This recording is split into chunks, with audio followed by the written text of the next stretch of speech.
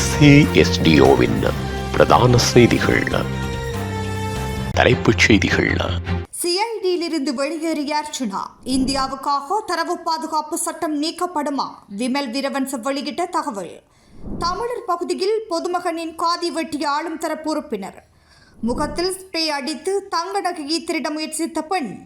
திடீரென நடுவானில் மாயமான விமானம். தொடர்வன விரிவான செய்திகள். தாயக செய்திகள். நாடாளுமன்ற உறுப்பினர் ராமநாதன் அர்ஜுனா குற்றப்புலனாய்வு திணைக்களத்தில் வாக்குமூலம் அளித்துவிட்டு அங்கிருந்து வெளியேறியுள்ளார். நாடாளுமன்ற உறுப்பினர் ராமநாதன் அர்ஜுனா குற்றப்புலனாய்வு திணைக்களத்தில் முன்னிலையாகினார்.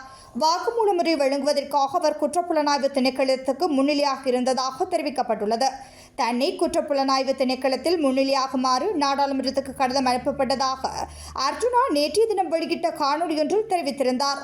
அதன் பின்னர் குறித்த கடிதம் தமிழாக்கம் செய்யப்பட்டு நாடாளுமன்றத்திலிருந்து அர்ஜுனாவுக்கு அனுப்பப்பட்டுள்ளது. நாடாளுமன்றத்தின் முதலாவது அமர்வில் எதிர்க்கட்சித் தலைவரின் இருக்கையில் அமர்ந்த அர்ஜுனா தான் வெளியிட்ட நேரலையில் தமிழீழ மக்களுக்கு வணக்கம் என்று விழித்திருந்தார்.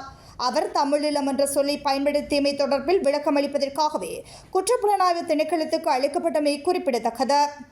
இந்தியாவுக்கு வழங்கப்பட்டிருக்கும் டிஜிட்டல் அடையாள அட்டையை செயற்படுத்துவதற்கு இலங்கையின் தரவு பாதுகாப்பு சட்டத்தில் உள்ள சில சரத்துக்கள் முட்டுக்கட்டியாக இருப்பதால் 1 மாதத்தில் திருத்தச் சட்டம் மூலம் கொண்டுவரப்படும் என சுதந்திர முன்னணியின் தலைவர் விமல் வீரவன்ச தெரிவித்துள்ளார். தேசிய சுதந்திர முன்னணி தலைமையகத்தில் நேற்று நடைபெற்ற ஊடகவியலாளர் மாநாட்டில் உரையாற்றும் போதே அவர் இவ்வாறு குறிப்பிட்டுள்ளார். அவர் மேலும் தெரிவிக்கையில், நாடாளுமன்றத்தில் இருக்கும் அனைவரும் இது தொடர்பில் தெரிந்து கொள்ளவும். எமது எதிர்க்கட்சிகளும் குறித்த சட்டமூலத்துக்கு எவ்வித கோட்பாடுகளும் இல்லாமல் கையை உயர்த்த நேரிடும். நாங்கள் இப்போது எச்சரிக்கை விடுக்கின்றோம். இந்தியாவுக்காக திருத்தப்படும் இலங்கையின் தரவு பாதுகாப்பு சட்டத்தை முடிந்தால் எதிர்க்குமாறும் கேட்டுக்கொள்கின்றோம். அத்தோடு அரசாங்கத்தில் உள்ள ஒருவருக்காவது முதுகெலும்பு இருந்தால் டிஜிட்டல் அடையாள அட்டைக்கு எதிர்ப்பு தெரிவிக்கவும். இலங்கையில் தரவு பாதுகாப்பு சட்டம், குறிப்பாக தனிப்பட்ட தரவு பாதுகாப்பு சட்டம், தனிநபர்களின் தரவுகளை பாதுகாக்கும் நோக்கத்தை கொண்டுள்ளது.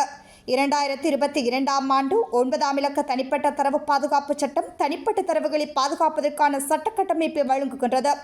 இந்த சட்டம் டிஜிட்டல் பொருளாதாரத்தை மேம்படுத்துவதை நோக்கமாக கொண்டுள்ளதுடன் அபிவிருத்தி அடைந்த நாடுகளில் உள்ள சட்டங்கள் மற்றும் ஒழுங்குமுறைகளை கருத்தில் கொண்டு வடிவமைக்கப்பட்டுள்ளது என்றார். திருகோணமலை மாநகர சபையை சேர்ந்த ஆளும் தரப்பு உறுப்பினர் ஒருவர் அப்பிரதேசத்தை சேர்ந்த ஒருவரின் காதை கத்தியால் வெட்டிய நிலையில் கைது செய்யப்பட்டுள்ளார். மாநகர சபை உறுப்பினருக்கும் குறித்த நபருக்கும் இடையில் ஏற்பட்ட மோதலை அடுத்து இந்த சம்பவம் இடம்பெற்றுள்ளது. இதன்போது காயமடைந்த நபர் வைத்தியசாலையில் அனுமதிக்கப்பட்டுள்ளதாக தெரிவிக்கப்பட்டுள்ளது. மேலும் அவரது நிலை தற்போது கவலைக்கிடமாக இல்லை எனவும் போலீசார் தெரிவித்துள்ளனர். திருகோணமலை மாவட்டத்தில் தொடர்ச்சியாக மழை பெய்து வருவதால் உப்புவேலி வடிகால் அமைப்பு அடைக்கப்பட்டு மக்கள் சிரமத்தை எதிர்நோக்கி வந்தனர். இதனையடுத்து சில ஊழியர்களுடன் சேர்ந்து வடிகாலை சுத்தம் செய்யும் பணியை செய்வதற்காக மாநகர சபையை சேர்ந்த ஆளும் தரப்பு உறுப்பினர் சென்றிருந்தார். இதன்போது அங்கு வந்த பிரதேசவாசி ஒருவர் குழப்பம் விளைவித்ததோடு உறுப்பினரை தடியொன்றால் தாக்க முயன்றுள்ளார்.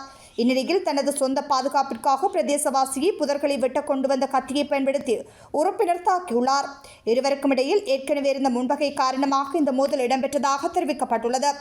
இவ்வாறு இருக்க சம்பவம் தொடர்பான மேலதிக விசாரணைகளை போலீசார் மேற்கொண்டு வருகின்றனர். கட்டரில் ஒரு பக்க தெருவில் உள்ள ஒரு நகை கடையில் தங்க மாளிகை திருட முயன்ற பெண்ணுக்கு பிணை வழங்கப்பட்டுள்ளது. நகையை திருடிய குற்றச்சாட்டில் கைது செய்யப்பட்ட குறித்த பெண் ஹட்டன் பதில் நீதவான் எஸ் பார்த்திபன் முன்னிலையில் கடந்த 1ஆம் தேதி முன்னிலைப்படுத்தப்பட்ட போது குற்றத்தை ஒப்புக்கொண்டுள்ளார். குற்றம் சாட்டப்பட்ட பெண்ணை 5 லட்சம் ரூபாய் சரீரப்பிணையில் விடுவிக்குமாறு உத்தரவிட்ட நீதவான் நாளைய தினம் வழக்கை மீண்டும் விசாரிக்க உத்தரவிட்டார். இவ்வாறு பிணையில் விடுவிக்கப்பட்ட கொழும்பை சேர்ந்த 26 வயதுடைய பெண் ஒரு குழந்தையின் தாய் ஆவார். குறித்த பெண் மஸ்கெலியா உப்காட் பகுதியில் சிறிது காலம் வசித்து வந்ததாகவும் தற்போது கொழும்பில் வசித்து வருவதாகவும் போலீசாரின் ஆரம்பகட்ட விசாரணைகளில் தெரிய வந்துள்ளது. அவர் தனது கணவரிடமிருந்து பிரிந்து வாழ்ந்து வருவதாகவும் ஆடை தொழிற்சாலை ஒன்றில் பணிபுரிந்து வருவதாகவும் தெரிவிக்கப்பட்டுள்ளது. கடந்த 1ஆம் தேதி ஹட்டன் வந்த அவர் நகைக்கடி ஒன்றுக்குள் நகை வாங்குவதற்காக சென்றுள்ளார். இதன்போது பெண்ணின் இடது கை அவரது கைப்பைக்குள் இருப்பதைக் கண்டு உரிமையாளர் சந்தேகமடைந்துள்ளார். அந்த பெண் தனது கைப்பையில் இருந்து திரவ போத்தல் ஒன்றை எடுத்து கடை உரிமையாளரின் மீது தெளித்துள்ளார். எனினும் கடை உரிமையாளர் குறித்த பெண்ணை கட்டுப்படுத்தி அவரை போலீசாரிடம் ஒப்படைத்துள்ளார். தனது தந்தையின் சிகிச்சை செலவுக்காகவே இவ்வாறு செய்ததாக போலீசாரிடம் நகையை திருடிய பெண் வாக்குமூலம் வழங்கியுள்ளார்.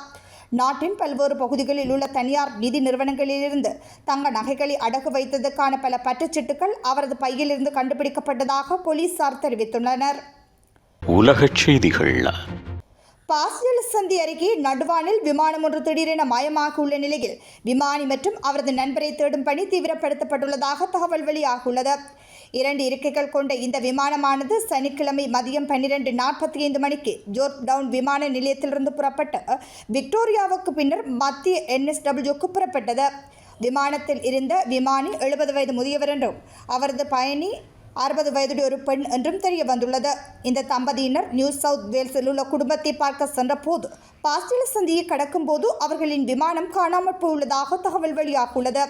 தம்பதியினர் சேருமிடத்தை அடையாததால் குடும்ப உறுப்பினர்கள் எச்சரிக்கை விடுத்ததை தொடர்ந்து தீவிர தேடல் தொடங்கப்பட்டது. விமானம் காணாமற் போவதற்கு முன்பு எந்த வானொலி தொடர்பும் அல்லது மேடை அழைப்பும் இல்லை என்று கூறப்பட்டுள்ளது. அந்த விமானி மிகவும் அனுபவம் வாய்த்தவர் என்றும் தெரிய வந்துள்ளது. ஆனால் அவர் பயணித்த அந்த விமானமானது அவருக்கு ஒப்பீட்டளவில் புதியது என்றும் தெரிவித்துள்ளனர். விமானத்தின் தற்போதைய உரிமையாளரும் விமானியும் 3 அல்லது 4 மாதங்களுக்கு முன்புதான் அந்த விமானத்தை வாங்கியுள்ளனர். விக்டோரியா மற்றும் டாஸ்மேனியா காவல்துறையினர் பாஸ்னீரினி மற்றும் தெற்கு விக்டோரியாவில் தங்கள் தேடலை மையப்படுத்தியுள்ளனர். இதனிடையே காணாமற் போன விமானத்தின் அறிகுறிகளை கண்டறிந்து தேடுதலுக்கு உதவுமாறு போலீஸ்துறை ஆய்வாளர் கிளார்க் பொதுமக்களை கேட்டுக்கொண்டுள்ளமை குறிப்பிடத்தக்கது. மீண்டும் தலைப்புச் செய்திகள். சிஐடியிலிருந்து வெளியேறிய அர்ச்சுனா, இந்தியாவுக்காக தரவு பாதுகாப்பு சட்டம் நீக்கப்படுமா? விமல் வீரவன்ச வெளியிட்ட தகவல். தமிழர் பகுதியில் பொதுமகனின் காதி வெட்டிய ஆளும் தரப்பு உறுப்பினர். முகத்தில் ஸ்ப்ரே அடித்து தங்க நகையை திருட முயற்சித்த பெண். திடீரென நடுவானில் மாயமான விமானம்.